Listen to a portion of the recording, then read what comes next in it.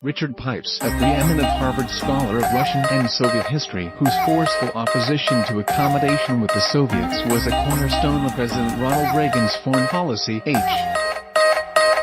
was 94, died May 17 at a nursing home in Belmont, Mass. A son, historian and writer Daniel Pipes confirmed the death and said there was no specific cause. Dr. Pipes was perhaps best known for his magisterial studies of Russia before and after the 1917 revolution, which he called arguably the most important event of the 20th century, unlike many historians who saw the revolution as a proletarian an uprising or as an outpouring of high-minded socialist ideals. Dr. Pipes had little but contempt for the Bolshevik rebellion and the regime that emerged from it. He also garnered few illusions of See the pre-revolutionary Russia of the Romanov monarchy, describing it in his 1974 book Russia Under the Old Regime as a system rife with corruption, violence, and terrorism, but he considered the communist-led Russian Revolution and its aftermath even worse. Bush presenting the 2007 National Humanities Medal to Richard Pipes. President George West, Gerald Herbert AP has fundamentally changed the way people view Russia. Historian F. Dr. Frederick Starr told the Boston Globe in 1999, Pipes dismissed the revolution's intellectual leader, Vladimir Lenin, as a power-hungry thug with a strong streak of cruelty, whose policies led directly to the repressive, murderous regime of Joseph Stalin. Should one view such an unprecedented calamity with this passion? Dr. Pipes wrote in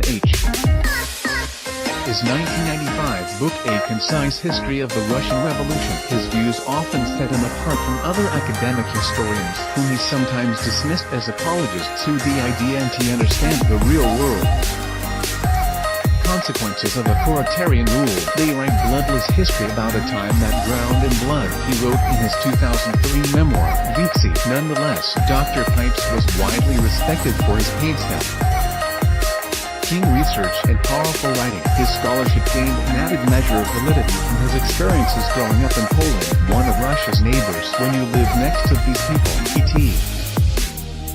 Old the Globe in 1991, you know some things, for instance, that the Russians can be a brutal people. One of 82 full-screen autoplay post-skip at X notable deaths in 2018. View photos remembering this.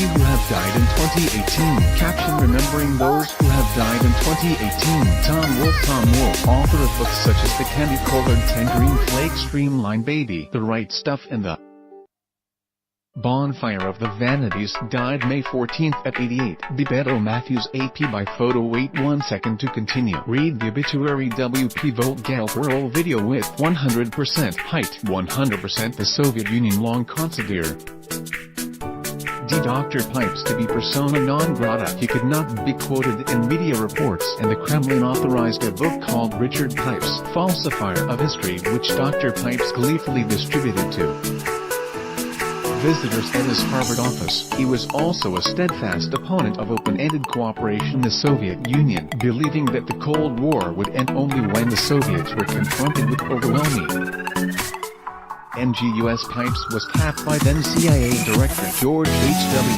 in 1976. Dr. Military Might Bush to lead an assessment of Soviet military strength. His group of outside experts was dubbed Team A. Was charged with coming up with estimates independent of an earlier report from a group of government analysts called Team A. Dr. Policy toward the Soviet Union of arms reduction and détente was a filu. Pipes' team determined that the long-time U.S. He believed that the Soviets were willing to risk nuclear war and would abandon the arms race only if confronted with overwhelming U.S. The doctrine was put into practice after Reagan was elected in 1980. Military strength. Dr. Pipes was named to the National Security Council and, as the resident Soviet expert, had a key role in formulating a TOUG.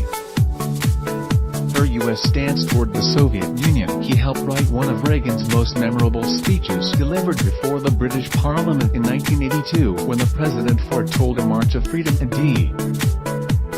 democracy which will leave Marxism-Leninism on the ash heap of history. Dr. Pipes left the Reagan administration at the end of 1982 and returned to Harvard with the collapse of the Soviet Union severed Now years later, he felt vindicated. I used to be ignored. Then they absolutely hated me, he said in 1991. Now I'm seen as a man who told the truth. Richard Edgar Pipes was born July 11, 1923, in St.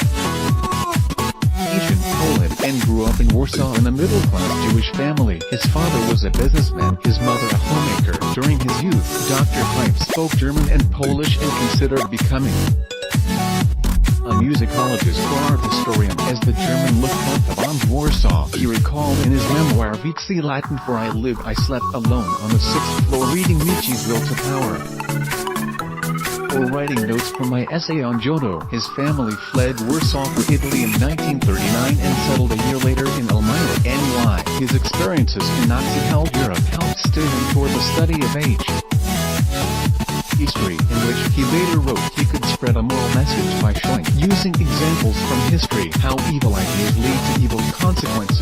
In 1940, he received a scholarship to what is now Muskingum University in Ohio, where one of his fellow students was future astronaut and U.S. After serving in the Army Air Forces during World War II, Dr. Senator John Glenn, he received a doctorate in history from Harvard in 1950. Pipes graduated in 1945 from Cornell University. He retired from teaching at Harvard in 1996 but maintained an office for many years afterward. His first book, Format Ion of the Soviet Union, was published in 1954. He wrote or edited more than 20 books, including the 944-page The Russian Revolution, 1990. His later books included Property and Freedom, 1999.